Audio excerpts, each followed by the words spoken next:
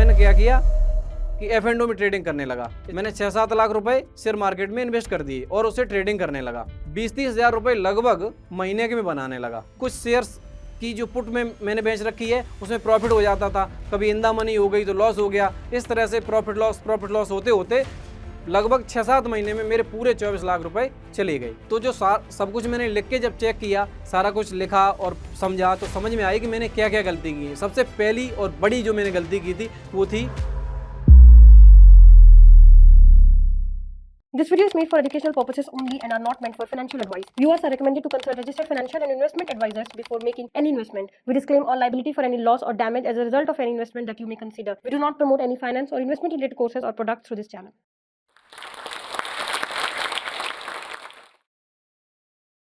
नमस्कार दोस्तों, मैं वीरपाल यादव उत्तर प्रदेश के इटावा जिले के परासना गांव से आता हूं। मेरी कहानी इस प्रकार से स्टार्ट होती है कि मैं पढ़ने में तो बहुत अच्छा था। पापा जी ने मुझे फार्मेसी करने के लिए बेंगलोर भेज दिया।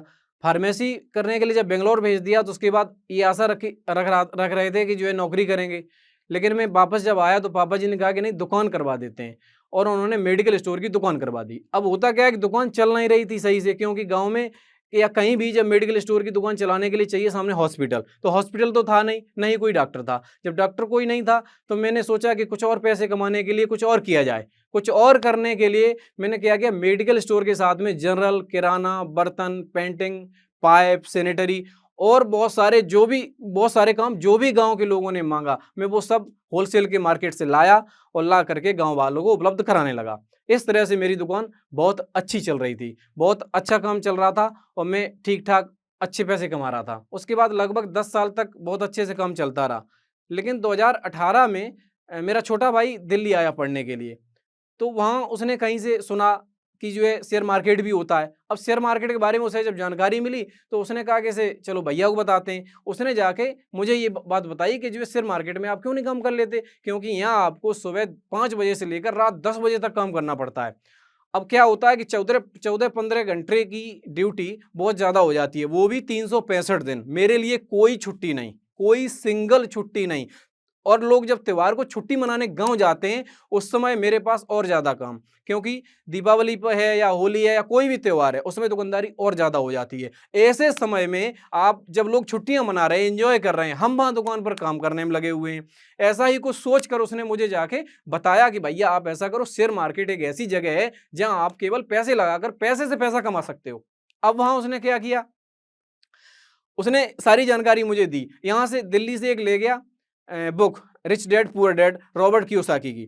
तो वो जब बुक मैंने पढ़ी तो उसमें यही बताया गया है कि पैसे से पैसा कैसे बनाया जाए। मेहनत लगातार करने से या दुकान लगातार खोलने से ये कोई बिजनेस नहीं है, जैसा कि लोग समझते हैं कि ये बिजनेस हम कर रहे हैं। सुबह शटर खोलना और शाम को शटर अपने हाथों से बंद करना, ये कोई बिजनेस नहीं है, ये सीधा सीधा एक नौकरी है जो मैं कर रहा था। तो उसने बताया कि नहीं, इससे अच्छा है कि आप पैसे से पैसे कमाओ।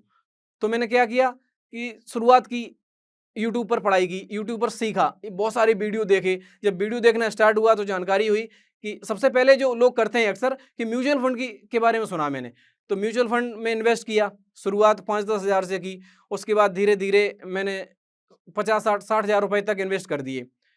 पैसा बन रहा था, पैसे बढ़ रहे थे, वीडियो भी लगातार देखे जा रहा था। जब मैं म्यूचुअल फंड के देख रहा था, अब शेयर्स के देखने लगा। जब शेयर्स के वीडियो देखने लगा तो मेरी इच्छा हुई कि म्यूचुअल फंड में भी पैसा जा तो शेयर्स में ही रहा है, इनडायरेक्टली जा रहा है, क्यों ना इसे डायरेक्ट शेयर्स में इन्वेस्ट कर दिया जाए।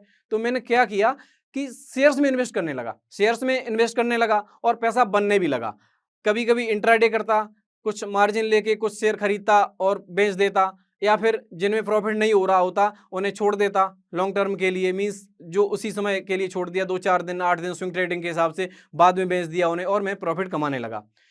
तब तक आ गया कोविड। जब लॉकडाउन लग गया तो दुकान खोलने की परमिशन थी नहीं, और इधर क्या हुआ कि दुकान एक दिन खुली हुई थी और सामने सब्जी का मार्केट लगता है, उस मार्केट में बहुत सारी भीड़ थी, लेकिन सरकारी आदेश ये था कि दुकान नहीं खोल सकते। इसके बावजूद कि मेरा मेडिकल स्टोर था और किराना स्टोर था जो कि लोगों की, गांव के लोगों की जरूरतें पूरी कर रहा, उसके बावजूद प्रशासन यानी कि पुलिस आई और उनमें से एक सिपाही ने मेरे ऊपर डंडा चला दिया। लेकिन बात का बतंगड़ होने में देर नहीं लगती है, तो गांव में ये चर्चा हो गई कि पुलिस वालों ने वीरपाल पे डंडा चला दिया। इधर शेयर मार्केट की वीडियो देख ही रहे थे, तो जो वीडियो देख रहे थे उनके माध्यम से ये पता लग रहा था कि पैसे से जब पैसा बन सकता है तो क्यों न मैं शेयर मार्केट की तरफ चला जाऊं, क्यों मैं जो है दुकान में लगा रहा हूं, 15 घंटे की ड्यूटी करूं, वो भी 365 दिन, तो क्यों न ऐसा कुछ काम करूं कि जो मुझे पैसे से पैसा ही बन जाए और ऐसे काम को न करूं, कुछ और कर लूं, शेयर मार्केट में और ज्यादा रुपए लगाए।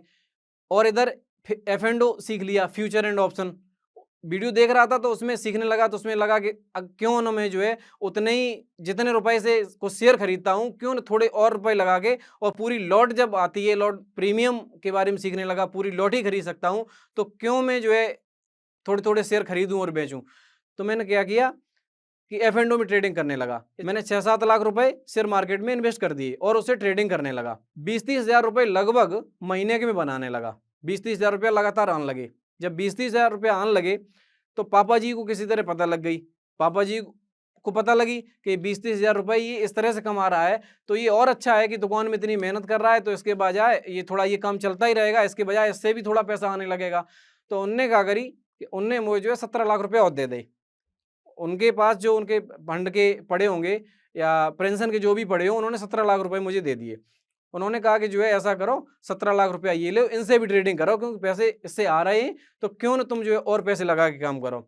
जब उन्होंने 17 लाख रुपए दिए, उस समय मैंने उनसे बोला कि शेयर मार्केट इतना आसान नहीं है, रिस्की है, इसमें पैसे जा भी सकते हैं। लेकिन पापा जी ने बोला कि नहीं कोई बात नहीं, हमें तुम पे पूरा भरोसा है और तुम जो है पैसा कमा लियो, क्योंकि वो मेरा बैकग्राउंड पीछे का देख चुके थे, मेरे पीछे का देख चुके थे कि मैं जिम्मेदार लड़का हूँ और मैं सही से काम कर रहा हूँ। तो निश्चित तौर पर उन्हें लग रहा था कि ये पैसे नहीं कमाएगा और ये सही से काम करेगा। उन्होंने इसी भरोसे तो मुझे 17 लाख दे दिए। जैसे ही 17 लाख रुपए मिले, उस समय मैं कर क्या रहा था कि मैं जो है ओटीएम की पुट बेच देता था और मैं ऐसे ट्रेडिंग कर रहा था जैसे कि मुझे ओटीएम की पुट बेचनी है और कैश कवर्ड पुट बेचता था। जैसे कि यदि मुझे जैसे कि पुट बेच दी मैंने दूर की और यदि इन द मनी हो गई तो मैं उसकी ले लूंगा डिलीवरी। तो इस तरह से उस समय चल रहा था बुल मार्केट, बुल रन चल रहा था और बुल रन के दौरान कोई भी जो भी मैंने पुट बेची सब आउट द मनी, सारा प्रॉफिट अंदर। मुझे सारा हरा ही हरा दिख रहा था। मुझे लग रहा था बस मार्केट बहुत आसान है, इसमें बहुत आसानी से रुपया बनाया जा सकता है, मार्केट कुछ नहीं है। मैंने इसे जीत लिया क्योंकि 6 महीने में 24 लाख रुपए इतना आसान भी नहीं था। कहाँ दुकान से ठीक ठाक काम चल रहा था, लेकिन फिर भी इतना रुपया तो था नहीं। कहाँ दुकान पे 15 घंटे काम कर रहे थे और कहाँ ये शेयर मार्केट से मैं 6 महीने में 24 लाख रुपए कमा लिए। अब असली शुरुआत हुई, अब गलतियां करना शुरू किया। अब मैंने जब ज़्यादा ही अपने आप पे कॉन्फिडेंस बढ़ गया, उस समय चार्ट भी नहीं देखता। हाँ, मैं उस समय चार्ट भी नहीं देखता था। उस समय केवल ओटीएम की पुट बेचना और उसका प्रॉफिट अंदर करना। दोस्तों, मेन कहानी तो अब यहाँ से स्टार्ट होती है कि जहाँ मैं लगातार प्रॉफिट कर रहा था, अब क्या हुआ कि मैं कोई भी इन द मनी की, एट द मनी की पुट बेचने लगा, नेक्ड कॉल बेचने लगा, मिड कैप स्टॉक्स की पुट बेचने लगा और धीरे-धीरे करके मैं ऑप्शन बाय में घुस गया और इतना लालच बढ़ा। मैं सोच रहा था कि जब प्रीमियम 10 से 1000 हो रहा है, 10 से 100 हो रहा है, क्यों मैं ऑप्शन सेल करूं? मैं सीधा-सीधा ऑप्शन बाय ही ना कर लेता हूं। तो जो लालच आया ना मन में, उस लालच ने सारी की सारी चीजें बर्बाद कर दी। प्रॉफिट हो रहा था, लगातार कभी प्रॉफिट होता था, कभी लॉस होता था, कभी कुछ शेयर्स की जो पुट में मैंने बेच रखी है, उसमें प्रॉफिट हो जाता था, कभी इन द मनी हो गई तो लॉस हो गया। इस तरह से प्रॉफिट लॉस होते-होते लगभग 6-7 महीने में मेरे पूरे 24 लाख रुपए चले गए। अब जैसे कि कोई मेरी पोजीशन नेगेटिव में जा रही है, जब वो नेगेटिव में जा रही है तो मैं इंतज़ार करने लगा। मुझे लगता था कि हो सकता है कि अब रिवर्स हो जाए, अब रिवर्स हो जाए। लेकिन क्या था ना कि जो पोजीशन में बैठे रहते, पहले क्या था कि सीधा प्रॉफिट हो रहा था, तो जब तक प्रॉफिट हो रहा है वो तो सब आउट द मनी हो रही थी, वो प्रॉफिट कमा रहे थे। अब लॉस को इंतज़ार करने लगे कि अब पोजीशन कन्वर्ट होगी, रिवर्स होगी और मैं पोजीशन के प्रॉफिट में आ जाऊँगा। तो धीरे-धीरे करके इस एक्स्ट्रा लालच के चक्कर में मेरे सारे पैसे चले गए। अब क्या हुआ कि जो मैं प्रॉफिट जब कमा रहा था, तो जब सब घर वाले पापा जी से जो बहुत ज़्यादा खुश थे, सबको लग रहा था कि बहुत बढ़िया, बहुत पैसे कमा रहा है। लेकिन वही पापा जी जब उन्हें पता लगा कि सारे पैसे चले गए, तो वही पापा जी अब मेरे बिल्कुल एकदम खिलाफ हो गए। वो लोगों से कहने लगे कि मैं तो हम तो बर्बाद हो गए, मेरो लड़का तो जुआरी हुई हो, मेरो लड़का तो सट्टेबाज हुई हो, वो तो जुआ खेल रहा है। सबे बताने लगे, जो कोई गाँव को मिले, जो गाँव को मिल जाए, आस-पास को मिल जाए, जिससे बैठे बातें कर रहे, सब एक ही बात बता रहे कि वीरपाल तो जुआ खेलन लगो, वीरपाल तो जो है जुआरी हुई हो, वो अब कुछ नहीं कर पाई है, वो तो बर्बाद हुई हो, हमें बर्बाद कर दो बाने। इस तरह जबकि मेरे केवल प्रॉफिट वाले पैसे ही मेरे गए थे, लेकिन गाँव वालों ने कुछ एक्स्ट्रा ही समझा।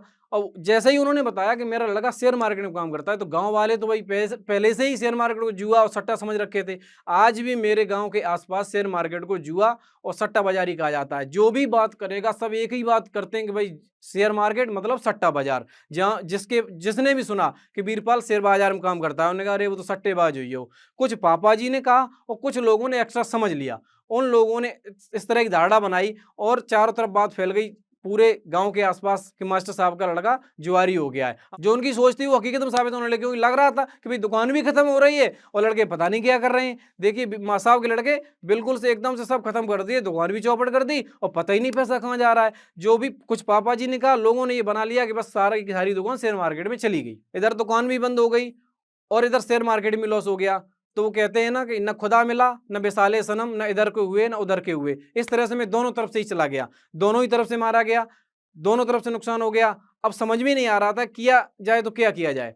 ऐसे समय में यदि मेरा साथ दिया, ऐसे समय में यदि किसी ने मुझे सच्चे दिल से और सही से मुझे सही सलाह दी और मुझे सँभाल के रखा, नहीं तो हो सकता था कि मैं कुछ गलत कदम भी उठा सकता था। क्योंकि जो लॉस हो रहा था ना, वो मानसिक कष्ट इतना ज़्यादा दे रहा था। भले ही मेरा प्रॉफ़िट का लॉस हुआ था, लेकिन जो माहौल क्रिएट हुआ, जो चारों तरफ से लोगों का प्रेशर पड़ना शुरू हुआ, उसे ही लगा कि अब कुछ नहीं बचा ज़िंदगी में, ज़िंदगी खत्म ही कर ली जाए। लेकिन ऐसे समय में जब मेरा साथ दिया, तो वो थी मेरी पत्नी पूजा। अब ऐसे समय मुझे बिल्कुल समझ में नहीं आ रहा था कि मैं करूँ तो करूँ क्या? मैं किस तरह से घर चलाऊँ?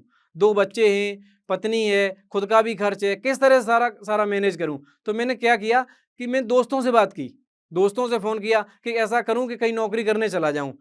तो जो मेरे दोस्त थे उन्होंने लगभग सबने एक सा ही जवाब दिया कि नहीं यार 10-15 हज़ार 12-15 हज़ार रुपए मिलेंगे, उससे तुम्हारा यदि गुज़र हो जाए, क्योंकि स्टार्टिंग करनी ही पड़ेगी, यदि उससे हो जाए तो आ जाओ। तो मैंने कहा यार 12-15 हज़ार से तो नहीं हो पाएगा। हम दोनों लोगों ने विचार किया, तो पूजा ने कहा कि ऐसा करो कुछ हम भी कर लेंगे, तो हो सकता है कि लगभग 20 हज़ार रुपए आमदनी हो जाए तो उससे गुज़र हो जाए। मुझे मार्केट पे फिर भी भरोसा था, इतना लॉस होने के बाद भी मुझे लग रहा था कि कुछ न कुछ गड़बड़ हुआ है, मार्केट इतना बुरा भी नहीं है, कुछ न कुछ गलती हुई है, हो सकता है कि मैं फिर से करूँ, तो मैं फिर से पैसे कमाऊँ। तो धीरे-धीरे करके मैंने क्या किया, अब मैंने फिर से दुकान डाल ली। जब मेरे पास कोई साधन ही नहीं बचा, तो मैंने जो दुकान बंद हो गई थी, मैं फिर से डाल ली। अब लोगों में ये चर्चा हो गई कि ये दुकान फिर से डाल ली, इसका सीधा-सा मतलब है कि इनके पैसे खत्म हो गए, शेयर मार्केट में डूब गए, सारा कुछ इनका शेयर मार्केट में चला गया, अभी वापस इसलिए दुकान पे आ गई। लेकिन वो नहीं जानते थे कि असलियत क्या थी। असलियत कहने को तो ये सही बात है कि मेरे पैसे चले गए थे, लेकिन दुकान मैंने इसलिए डाली कि अब मैं इसी साधन से, इसी तरीके से मैं फिर से पैसे कमा सकता हूँ। इधर पापा जी के जो 17 लाख रुपए थे वो मैंने वापस कर दिए, जो कि पापा जी ने आज तक ये तो सबको बता दिया कि मुझे बर्बाद कर दिया, लेकिन ये किसी को नहीं बताया होगा कि मेरे 17 लाख रुपए तुरंत वापस मिल गए। जैसे ही मैंने दुकान शुरू की, मैंने उनके रुपए वापस कर दिए और बचे रुपयों से अपनी दुकान कर ली। दुकान कर ली तो पैसे आने शुरू हो गए, लेकिन उस तरह से दुकान नहीं चल रही थी, क्योंकि पहले क्या था ना कि दुकान बहुत ज़्यादा चल रही थी, दुकान इकट्ठी थी, लेकिन अब डिवाइडेशन हो गया, गाँव में ये दुष्प्रचार हो गया कि दुकान बंद हो गई। तो जो लोगों को फिर से बताने में, ये पता करने में देर लगी कि दुकान फिर से चालू हो गई है, तो उतने पैसे नहीं आ रहे थे जितने कि पहले आ रहे थे।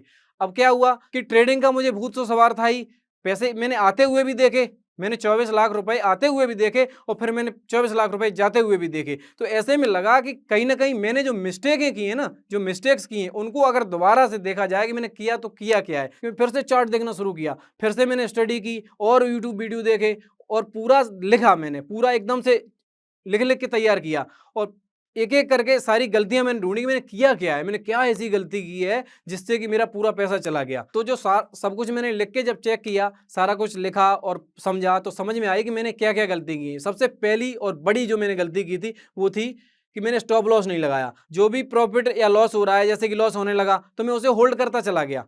लॉस को होल्ड किया, बहुत देर तक होल्ड किया, जैसे कि 10-20 हज़ार वाला 1 लाख भी हो गया, तो उसे नहीं करना था, बस ये एक गलती थी। इसके बाद एक तो मैंने ओवर ट्रेडिंग में दिन में कई-कई ट्रेडिंग ले लेता था, ब्रोकरेज वगैरह का कोई ख्याल ही नहीं, बार-बार ट्रेडिंग किए जा रहा हूँ, प्रॉफ़िट हो रहा है कि नहीं हो रहा है, कोई चार्ट नहीं देखना, कुछ नहीं देखना, बस जहाँ मार्केट गिरा हुआ है, शेयर गिरा हुआ है, उसकी पुट बेच दी और बढ़ा हुआ है तो उसकी कॉल बेच दी और अपने आप को ये बना लिया कि अब शेयर जब बढ़ गया है तो ये निश्चित तौर पे गिरेगा, अभी नहीं तो कल गिरेगा और इसकी मैंने उसकी कॉल बेच दी। जो शेयर बढ़ा हुआ है उसका ये सोच के ये गिरेगा ही गिरेगा और मैंने कॉल बेच दी और जो गिरा हुआ है उसकी पुट बेच दी कि ये कल से बढ़ने लगेगा। दोबारा से मैंने फिर से रूल बनाए कि मुझे क्या करना है और क्या नहीं करना है। अब की बार मैंने क्या किया, सारे के सारे रूल लिख के रख लिए कि मुझे ओवर ट्रेडिंग नहीं करनी है तो नहीं करनी है। जो मैं जबरदस्ती की ट्रेडिंग कर रहा था वो मैंने करना बंद कर दिया।